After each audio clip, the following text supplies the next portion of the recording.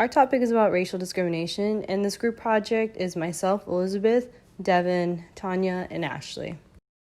We chose this topic due to the current events that have been happening for the last couple of months. By that I mean the uproar of protesting across the U.S. and around the world. Many people have wanted fairness and equality amongst all races, but as though there still isn't. Everyone should be able to walk out without having the constant feeling of being uneasy or having to worry about what will happen next. Though how often equality is preached amongst the people, is there really equality amongst the races? Does one race have the upper hand over another? A case I thought was interesting was a Plessy versus Ferguson case that lasted from 1892 to 1896, around 4 years. The casualty of this event was due to racial segregation. It had ruled to be unconstitutional that both white and blacks were declared clearly distinctive and had to be separated.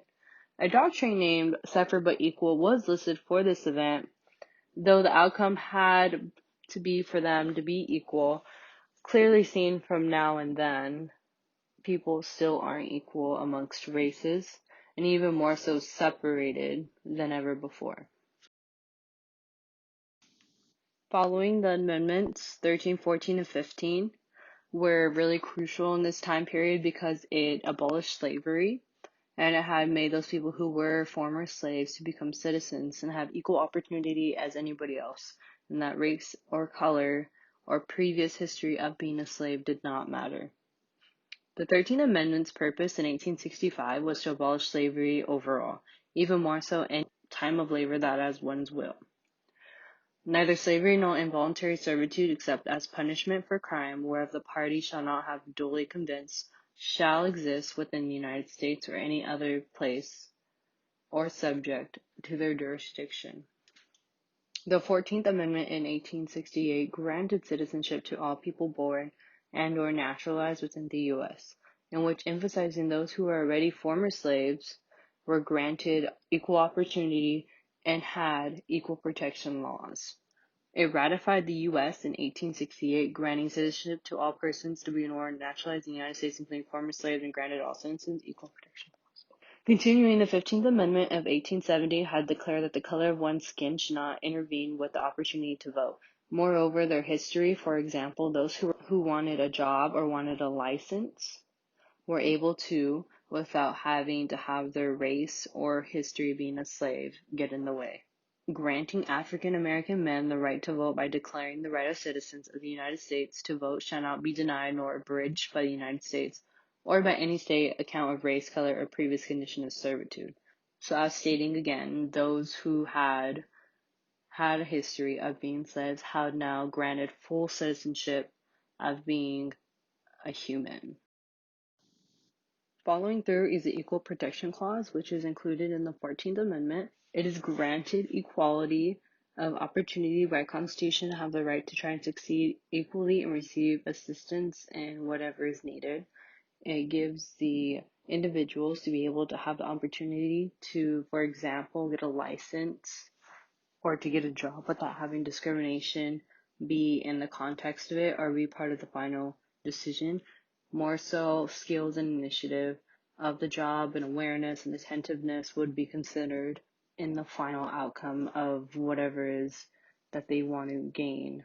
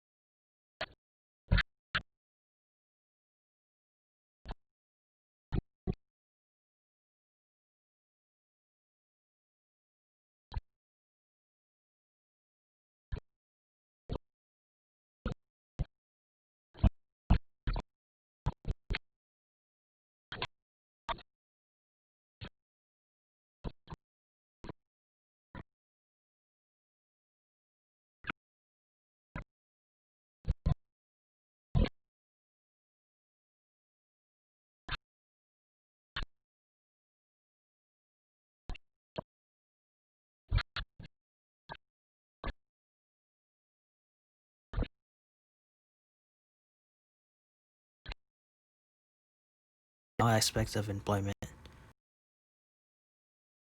From there is the Civil Rights Act of 1964, which ended segregation in public places and banned employment discrimination on the basis of race, color, religion, sex, or national origin. The previous Civil Rights Act of 1866 that was not ratified until 1870, making it the first federal law in the United States to define citizenship and affirm that all citizens are equally protected by the law. The March on Washington for Jobs and Freedom in 1963, where Martin Luther King Jr. and his workers were successful in pressuring President John F. Kennedy to write a federal civil rights bill to Congress. Martin Luther King called the Second Civil Rights Act as the Second Emancipation. Later, President Lyndon signed the Civil Rights Act. The Voting Rights Act of 1965, signed into law by President Lyndon, aimed to overcome legal barriers at the state and local levels that prevented African Americans from exercising their right to vote as guaranteed over the 15th Amendment to the U.S. Constitution. The Voting Rights Act is considered one of the most far-reaching pieces of civil rights legislation in U.S. history. This stopped the poll taxes and literacy tests for African Americans to take before being able to vote.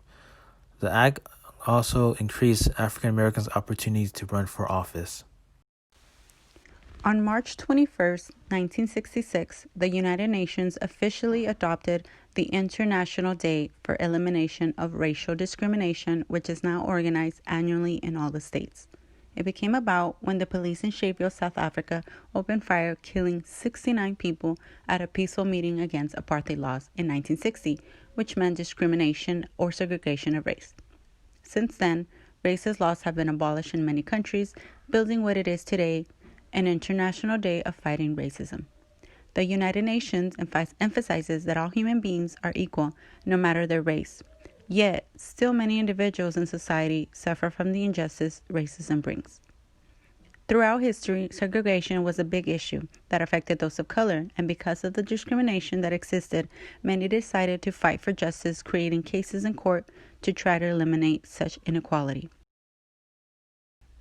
Here are a few of Supreme Court cases that involve fighting against racial discrimination and segregation within schools and their communities, which includes the case of Brown versus Board of Education, Bowling versus Sharpay, Baker versus Carr, and amongst other cases. The case of Brown versus Board Education occurred in 1954, which involved segregation and where the court ruled that racial segregation of children in public schools was unconstitutional because it violated the Equal Protection Clause of the 14th Amendment. It was a big deal of the civil rights movement because it helped establish the earlier event of Plessy versus Ferguson in 1896 of separate but equal, which in fact it wasn't equal at all. The case involved Linda Brown, who was denied admission in Topeka, Kansas, in an all-white elementary that was the closest school in her town. My name is Ashley Diaz, and I will be discussing some Supreme Court cases that followed racial discrimination. One Supreme Court case that ruled electoral district and was united was called Reynolds v. Sims, which was established in 1964. It overturned its ruling that redistricting was a purely political question. It was serious enough that the premises underlying Republican government was undermined. The Supreme Court case ruled that the Equal Protection Clause of the 14th Amendment required that the legislative districts across states be equal in population. The next slide is about another case called Loving v. Virginia, which happened in 1967.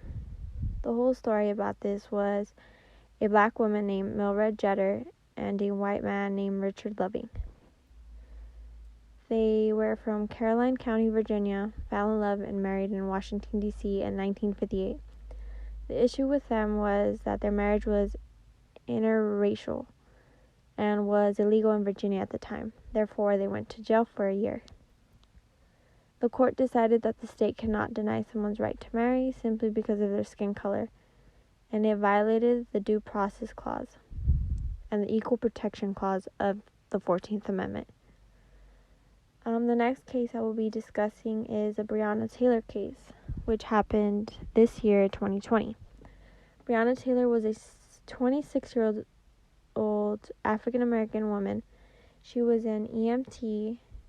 She was fatally shot 8 times by Louisville Metro Police Department officers on March 13th, 2020. Breonna died in her own home. Her killing was a result of a botched drug warrant execution, even though drugs were not found. The warrant in question targeted another person who lived miles away and had already been detained by the time the police entered her home. The next case I will be discussing is the George Floyd case, which also happened in the year of 2020. This was about a African American man named George Perry Jr. Floyd. Floyd was killed during an arrest after a store clerk alleged he had passed a counterfeit $20 bill in Minneapolis. A white police officer named Derek Chauvin kneeled on Floyd's neck for a period of time. That time was initially reported to be 8 minutes and 46 seconds. And unfortunately, George Floyd passed. So all these cases just